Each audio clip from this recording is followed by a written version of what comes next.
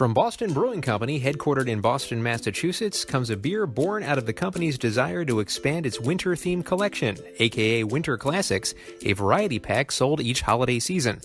Debuting in 2004, Samuel Adams Holiday Porter boasts a rich malt complexity. The company boasts that this is a traditional British-style porter. However, the addition of 5 varieties of the malted barley, including a German malt called Carafa, would put this more along the lines of an old-school American porter, which I feel is the more correct classification. The malts are balanced with English ale hops and German noble hops, and according to their website, the ruby black look of Holiday Porter makes it perfect for those long winter nights. It comes into us at 5.8% ABV with 33 IBUs, and they recommend the spicy and savory flavor of a great chili to go with the deep roasted character of the porter.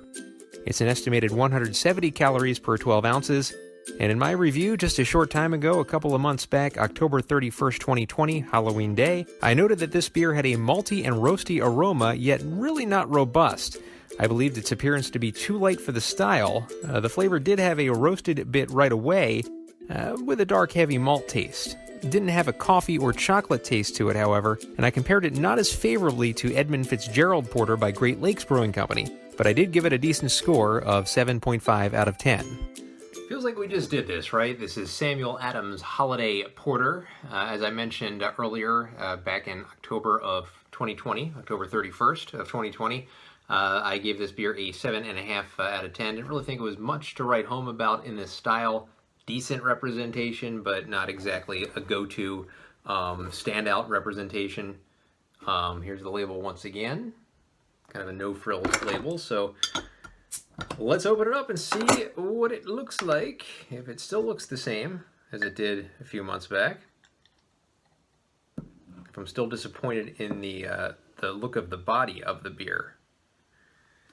Yeah, you know what? I guess it is a little more reddish than I'd like from this beer. I don't know if it really shows up on the camera as much, but there is a little bit of maybe a dark red tinge to this beer, which is not what I want out of a porter. So I would kind of agree with myself from a couple months ago from that aspect. Thin head retention. Someone made a comment on one of my videos recently saying that I pour the beer too slow, which is why the heads dissipate quickly. I don't know. Maybe that's the reason, but this is a very, very fine, thin film of head. Aroma, exactly how I remembered it. Very, very sugary, caramel, malty, and not really that at the forefront of the nose either. So you're not getting any of the coffee or the chocolate, as I mentioned before.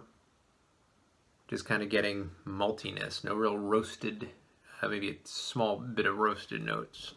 Taste now.